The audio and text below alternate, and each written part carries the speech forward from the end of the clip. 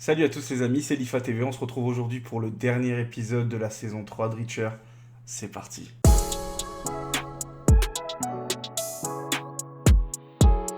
Bon les amis, je vous cache pas que j'ai un petit pincement au cœur que ce soit terminé. Franchement, ça me dévaste. Qu'est-ce que je vais regarder d'autre maintenant? Qu'est-ce qui va sortir bientôt? Il faut attendre The Last of Us.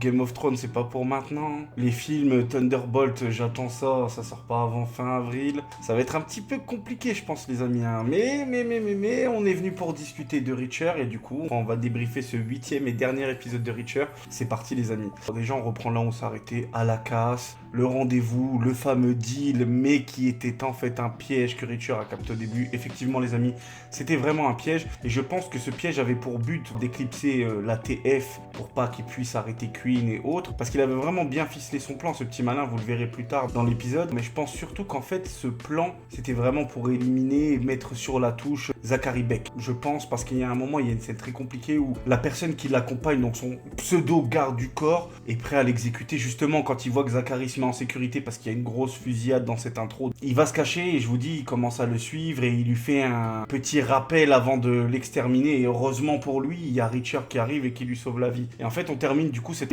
introduction sur la fin de la fusillade. Reacher et ses amis sont toujours en vie, Zachary Beck est toujours vivant, il retourne au manoir parce que il y a le deal qui va se passer là-bas et surtout, Richard est encore en danger là-haut. Et arrivé au manoir, on va avoir le droit à un gros moment de tension. Il y a une scène avec les deux camions qui arrivent, il y a Villanueva qui conduit et il y a encore un des hommes de Queen qui est vivant qui conduit l'autre. On se dit, ouh, ça, ils vont se faire griller, ils passent devant Polly. Polly sent qu'il y a quelque chose de bizarre, il vient voir les camions et là, les amis, le groupe va se diviser en deux. Il va y avoir la bande à deux filles qui va rentrer dans le manoir avec Nelly, qui vont essayer d'infiltrer pour trouver Queen, pour récupérer Richard, pour vraiment sauver la situation. Et de l'autre côté, on a enfin le fameux moment qu'on attendait, les amis, Polly contre Reacher. L'ultime bataille, David contre Goliath. Les amis, déjà le combat était long. Pour parler de ce combat-là, le combat était long. Il s'est scindé en plusieurs rounds qui n'ont pas tous été gagnés par Reacher. Mais moi, il y a un point que je voulais aborder avec vous. Bon, déjà, la semaine dernière, j'ai parlé de Polly qui irait peut-être à l'eau. J'avais le nez fin, Polly s'est retrouvé à l'eau. Et à ce moment-là, les amis, pendant toute la bagarre, on a vraiment Reacher qui veut montrer qu'il est tout aussi fort que Polly. Et il s'envoie coup pour coup. Il y a cette scène, cette fameuse scène donc dans la mer, la cuvette où ils font disparaître les corps. Et on a Reacher qui met un coup fatal à Polly, qui l'envoie au fond de l'eau. Les amis, il y a une scène, mais je vous jure, ça m'a fait penser à Terminator. On a Reacher qui marche blessé, qui va rejoindre le manoir des Beck pour rejoindre son équipe et avant tout assouvir sa vengeance vis-à-vis de Queen. On le voit sortir d'une forêt, il avance sur une route et il y a Polly qui arrive de nulle part, qui sort d'un buisson. Mais je vous dis les amis, c'est digne d'un Terminator. Il est blessé et il suit Reacher, mais vitesse grand V. Et Reacher le regarde et je pense que à ce moment-là, Reacher il s'est dit bon, c'est pas avec les muscles que je vais réussir à faire quelque chose contre lui. Et les amis, et il a pas eu tort parce que juste après, on a la fameuse scène de la bagarre dans le poste de sécurité de Polly. Et vous savez que dans ce poste de sécurité, il y a une grosse mitrailleuse, une bonne arme de bourrin. Et pendant cette bagarre justement avec cette arme au milieu, on sait pas qui de Reacher, qui de Polly va la récupérer. Il y a des coups qui sont donnés, les coups de feu partent. Et à un moment, Polly prend l'arme et il commence à viser Reacher. Sauf qu'on n'avait pas vu que Reacher avait introduit une balle dans le canon du fusil qui a explosé dans la gorge de Polly. Reacher clôture le chapitre Polly Vonovan et décide d'aller au manoir pour assouvir sa vengeance. S'ensuit une grosse fusillade dans le manoir des Beck et il y a une scène qui m'a quand même heurté. Richard est pris en otage par Queen parce que pour lui, il pense que c'est une bonne monnaie d'échange et qu'il saurait faire quelque chose. Sauf que les amis, Zachary est présumé mort dans la fusillade de la casse. Et ce dernier revient dans le manoir et il fait un deuxième acte héroïque. En plus d'avoir perdu son oreille la semaine dernière pour son fils, là il fait quelque chose de vraiment noble, il sauve son fils de son ravisseur. Il arrive avec un pistolet qu'on reconnaît tous et il vise Queen et il arrive à le faire lâcher son fils. Les amis, vraiment le moment est trop long. Le moment est trop long pour Zachary seulement, parce qu'il le vise et on reconnaît donc le pistolet que son fils lui avait acheté, mais on sait aussi que ce pistolet était au préalable cassé et que Richard le réparait pour les 50 ans de son père. C'était le cadeau qu'il devait lui offrir ce soir.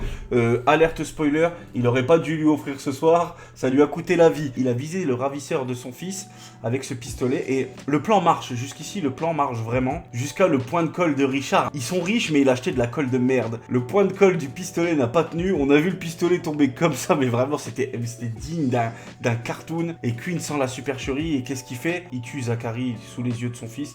Mais pris dans la précipitation, il a laissé Richard. Et Zachary, le dernier mot qu'il a pour son fils, c'est que il est heureux de l'avoir sauvé. Parce que les amis, effectivement, il l'a sauvé. Et du coup, les amis, pour terminer cet épisode, on retrouve Quinn qui commence à fuir le manoir des Beck parce qu'il sait que tout commence à devenir compliqué. Mais qu'il a peut-être une chance parce que Suzanne Duffy s'occupe de Teresa. On a Villanueva qui était avec Richard juste avant, mais qui sort d'une bagarre assez compliquée. Il est pris entre deux feux. C'est chaud. Richard se transforme en John Wick. Lui, il est là pour exterminer. Il avance dans le manoir, mais vraiment, tel John Wick dans le premier film. Et il veut sa vengeance. Lui, il n'y a pas de discussion possible. Son petit chien, c'était Cole et il fallait qu'il règle ça. Lors de sa fuite, Quinn tombe face à un os. Que dis-je? Face à un mur. Il se retrouve à l'extérieur du manoir face aux Russes. Et là, du coup, on a toute l'équipe de Richard qui arrive. Il y a Nelly, Duffy, Villanueva. Tout le monde est vraiment là. Il y a un deal qui essaye de se faire avec les Russes. Ils sont pas très d'accord. Ils veulent récupérer l'argent, mais ils veulent récupérer aussi Quinn. Il faut qu'ils fassent un exemple. On a des discussions en russe avec Richard et le chef de cette milice qui vient d'arriver pour récupérer Quinn, justement. Quand Nelly a un plan de génie, elle décide d'acheter Quinn aux Russes. Et les amis, il y a une phrase qui est sortie, c'est « Nous ne sommes là que pour l'argent ». Et ils ont accepté le deal. Donc le deal final de cet épisode, les amis, c'est la vie de Quinn contre de l'argent. Et à ce moment-là, on se dit, bon, tout le monde a été en négation avec Richard sur le fait qu'il doit réaliser sa vengeance. Villanueva, elle n'est pas trop d'accord. Duffy, elle s'est vraiment opposée, elle lui a dit que c'était pas ça qui devait être fait. Et là, les amis, on a la graduation. On a Villanueva qui décide de rentrer dans le manoir parce que pour lui, ça ne concerne plus cette histoire. Après, on a Suzanne Duffy qui se rend compte, en ayant retrouvé Teresa, que peut-être qu'il mérite sa sentence. Et elle décide, elle, de partir avec Teresa. Et là, il reste que Nelly et Richard. Et Nelly lui dit... fais-le. On sait qu'elle aurait apprécié d'être vengée par Richard si une chose similaire à Cole lui serait arrivée. Donc Nelly lui donne le feu vert, mais je pense qu'il n'en avait pas besoin. Et là, on se retrouve sur un plan assez large et explicite de Richard qui parle avec Quinn et qui essaye de lui faire retrouver la mémoire concernant pourquoi il se venge. Et en ayant sorti le nom de Cole et ce qu'il avait fait, tout revient dans la tête de Quinn et il commence à comprendre. Il a des flashbacks de ce qui s'est passé. Et Richard... les amis, il n'y a pas plus clair que ça. Richard lui explose la tête littéralement avec un fusil à pompe. On ne peut pas être plus explicite que ça, les amis.